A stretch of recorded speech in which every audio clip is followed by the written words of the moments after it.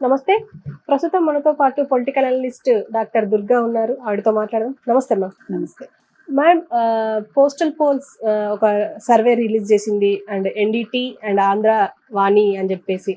దీంట్లో అంటే ఎవరు ఏ సీట్లు గెలుస్తున్నారు? అంటే కూటమి ఎన్ని సీట్లు గెలుస్తుంది? వైసీపీ ఎన్ని సీట్లు గెలుస్తుంది? కాంగ్రెస్ ఎన్ని సీట్లు గెలుస్తుంది మ్యామ్? అంటే ఎన్‌డిటి అండ్ మీరు చెప్పినట్టు ఆంధ్ర వాణి వీళ్ళిద్దరూ కలిపి ఒక పోస్ట్ పోల్ సర్వే రిలీజ్ చేశారు. పోస్ట్ పోల్ సర్వేలు యాక్చువల్లీ రేపటి నుంచి మాట్లాడుకోవాలి, కానీ వాళ్ళు ముందుగానే ఇచ్చేసారు మనకి. దీంట్లో వాళ్ళు ఏం చెప్తున్నారంటే, గతంలో కూడా మేము సర్వేలు చేశాము, కర్ణాటకలో మేము 120 వస్తుంది కాంగ్రెస్కి అని చెప్తే 135 వచ్చాయి, అంటే మేము చెప్పిన దానికంటే ఎక్కువ వచ్చాయి. తెలంగాణలో 64 వస్తాయన్నాము, 65 వచ్చాయి, అంటే మేము చెప్పిన ప్రెడిక్షన్ కరెక్ట్ అయింది. అదేవిధంగా నేషనల్ చూసుకుంటే ఇప్పుడు మోదీ ప్రభుత్వం ఏదైతే ఉందో ఎన్డీఏకి ఖచ్చితంగా 270 నుంచి 300 దాకా రావచ్చు అనేది వాళ్ళ అంచనా. 300 దాటదు అనేది చాలామంది చెప్తున్నారు. కాకపోతే బీజేపీ వాళ్ళు ఏంటంటే 400 సీట్లు వస్తే బాగుంటుంది అనేది వాళ్ళ ఆలోచన. కానీ అంత మోదీ హవా కనిపించట్లేదు అనేది చాలామంది వాదన. అంటే ఆ ఆకర్షణ తగ్గిందా, లేకపోతే మరి ఆయన మీద ఎటువంటి నెగిటివ్ ఫీలింగ్ ఉంది మనకు తెలియదు. అలాగని మోదీ మీద ఎవర్షన్ కూడా లేదు అనేది చాలా మంది వాదన. అంటే మోదీ వద్దు అని ఎవరు అనుకోవట్లేదు, అలాగని బలంగా కావాలి అని అనుకోవట్లేదు. At the same time Rahul Gandhi కావాలని ఎవరు అనుకోవట్లేదు, ఎందుకంటే సరైన ప్రతిపక్షం లేదు అక్కడ.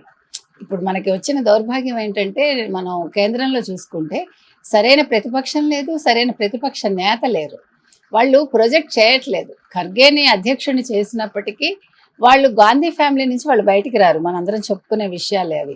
ఎప్పుడైతే ఆ గాంధీ అనే పదం తీసేసి వాళ్ళు ఎవరినైనా సరైన క్యాండిడేట్ నిలబెడితే సరైన ప్రతిపక్షం విన్ అవుతుంది. సరైన అంటే ప్రతిపక్ష నాయకుడే కాకుండా మనకు ఒక కొత్త ప్రధానమంత్రి కూడా మనకు వస్తారు. ఇప్పుడు ఎంత రాహుల్ గాంధీ మారినా కూడా స్టేచర్ లేదు ఆయనలో.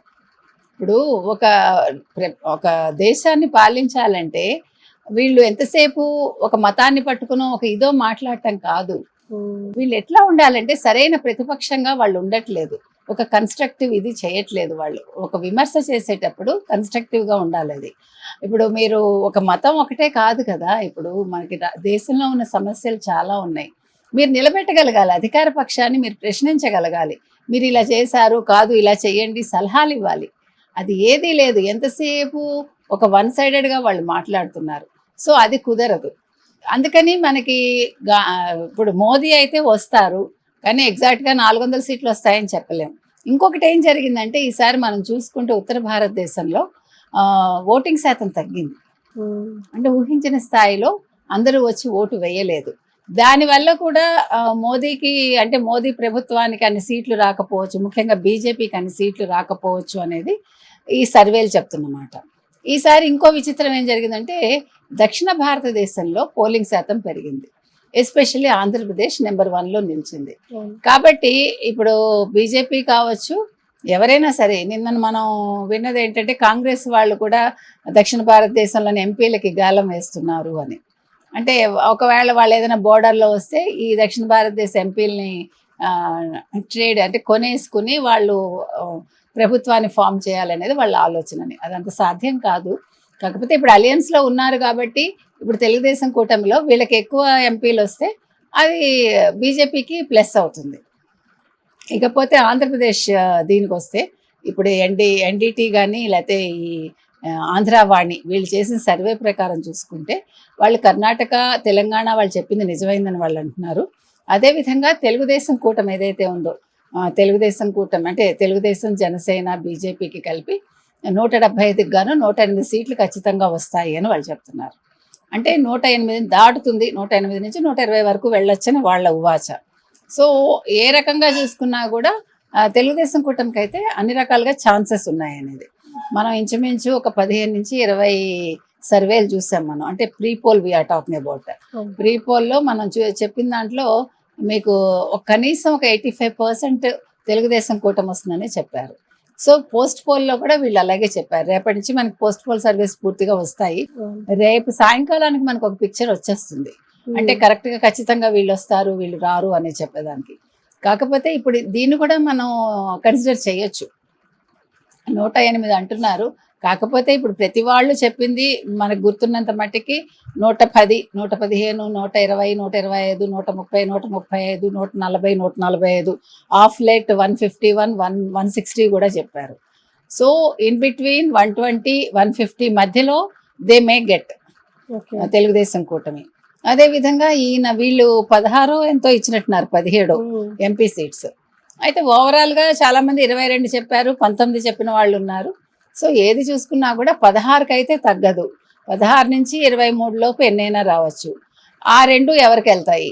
ఒకటి కాంగ్రెస్కి వెళ్తుంది ఖచ్చితంగా, ఒకటి వెళ్తే వైసీపీకి వెళ్ళే ఛాన్సెస్ ఉన్నాయి అనేది అంటే మనం చెప్పుకున్నా పోల్ సర్వేలు చెప్పినా జరుగుతున్నది అది. సో ఓవరాల్ పిక్చర్ చూసుకున్నప్పుడు ఆంధ్రప్రదేశ్ ఈసారి చాలా అంటే 2019 చాలా గమ్మత్తుగా జరిగింది. జగన్మోహన్ రెడ్డి ఊహించలేదు 151 సీట్లతో గెలుస్తానని ఆయన. అది ఆయన ఊహించని ఒక ఫలితాన్ని ఆంధ్రప్రదేశ్ ప్రజలు కట్టబెట్టారు. వాళ్ళు పొరపాటు పడ్డారో, లేకపోతే సరే ఒక్క ఛాన్స్ అన్నాడు కదా ఆయన అని ఇచ్చారో, లేకపోతే చెల్లెలు ఆయన తరఫున ప్రచారం చేయటం కావచ్చు, తల్లి విజయమ్మ గారు రాజన్న బిడ్డగా చెప్పటం కావచ్చు, లేదు బాబాయ్ హత్య అనేదాన్ని ఆయన నారాసుర రక్త చరిత్రగా తీసుకుని వాళ్ళు చెప్పటం కావచ్చు. ఏది ఏమైనా కూడా అప్పుడు పరిస్థితులు అనుకూలించాయి. ఈరోజు అదే పరిస్థితులు ఆయనకు వికటించాయి. సో అది వాళ్ళు చేతిలో చేసుకున్నది. ఇప్పుడు ఒక వ్యక్తికి మీరు ఇంత మంచి అవకాశం ఇచ్చారు, 151 సీట్లతో ఆయనకి పదవిని కట్టబెట్టినప్పుడు ఆయన చాలా చక్కగా జనరంజకమైన పాలన చేసి ఉండొచ్చు. వేరే జగన్మోహన్ రెడ్డి ఒక సంక్షేమాలు అని చెప్పి అప్పులు తెచ్చేసి ప్రజలకు ఇచ్చేసాడు ఆయన. సంక్షేమాలు ఎవరిని కూడా నిలబెట్టవండి. మనం చాలాసార్లు చెప్పుకున్నాము, తెలంగాణలో చూసాము, ఈరోజు కేసీఆర్ పరిస్థితి చూస్తున్నాం మనం. కేసీఆర్ లాంటి వాళ్ళే 10 ఏళ్ళు పాలన సరిగా చేయలేకపోయారు. ఒక ఉద్యమ నాయకుడిని అని చెప్పుకుని ఒక ముఖ్యమంత్రి అయ్యి పదవిని నిలబెట్టుకోలేకపోయాడు ఆయన. అంటే దురహంకారం చూపించాడు ఆయన. అదొకటే కాదు, ఇప్పుడు అసలు ఈరోజు అదేంటది టెలిఫోన్ ట్యాపింగ్ ఎంత దరిద్రం అండి అది. అసలు ఒక ఉన్నత స్థాయిలో ఉండే ఒక వ్యక్తి, ఒక ముఖ్యమంత్రి ఆ రకంగా చేయటం అనేది ఆయన ఈరోజు దానికి అన్ని విధాలుగా ఆయన అనుభవిస్తాడుగా. ఇవేమి ఇక్కడితో ఆగిపోవు. ప్రజలు మన నమ్మి ఒక అధికారాన్ని కట్టబెట్టినప్పుడు చక్కగా పాలించారనుకోండి, 10 ఏళ్ళు కాదు 20 ఏళ్ళు ఉంటారు మీరు. ఏం కావాలండి మనిషికి? ఎంత సంపాదిస్తే వాళ్ళకి ఒక తృప్తి వస్తుంది? డబ్బు అనేది సంపాదించే కొద్దీ ఇంకా ఇంకా ఇంకా సంపాదించంటుందిట. అది కాదు, ప్రజలు నువ్వు కావాలి అని వీళ్ళు అనుకోవాలి. రాజకీయ నాయకులు నువ్వు వెళ్ళిపోని వాళ్ళు అనుకోకూడదు. ఎప్పుడైతే నువ్వు తప్పు చేస్తావో అప్పుడు వాళ్ళు పంపించేస్తారు. ఇప్పుడు ఆయన కూడా పథకాలు ఇచ్చారు. ఎవరు? కేసీఆర్ గారు. జనాలు ఏమైనా ఓట్లు వేసారా అసలు? అంటే ముఖ్యంగా రూరల్లో వేయలేదు.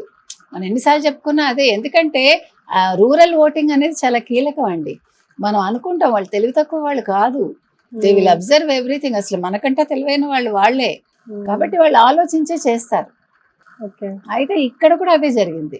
ఈసారి వాళ్ళు రూరల్లో మేము చాలా స్ట్రాంగ్గా ఉన్నామని వైసీపీ అనుకుంటోంది. ఈసారి రెడ్డి కమ్యూనిటీలోనే చాలా మంది ఆయనకి నెగిటివ్ అయ్యారు చెప్పాలంటే. అంటే కమ్యూనిటీ వైజ్ కూడా వాళ్ళు విడిపోయారు.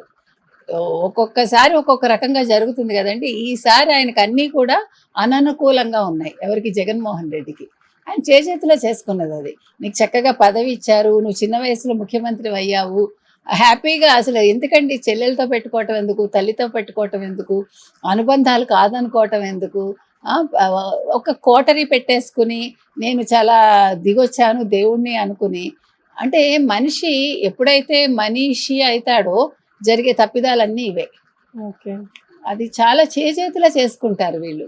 అక్కడ ఆలోచించట్లేదు. పదవి అనేది తలకెక్కకూడదండి ఎప్పుడూ కూడా. సరే నేను ముఖ్యమంత్రిని అంతవరకే, ఇది ప్రజలు ఇచ్చారు, ఇది ప్రజలు ఇచ్చిన స్థానం, దీన్ని భద్రపరచుకోవాలనుకోవాలి తప్ప ప్రజలు నీ మీద తిరగబడేలా చేసుకోకూడదు. ఇప్పుడు జరుగుతున్నది అది. మొత్తం మీద మీరు చూసుకుంటే ఈ ఎన్డీటీ కావచ్చు, ఆంధ్రవాణి ఇచ్చిన. Okay ma'am, thank you.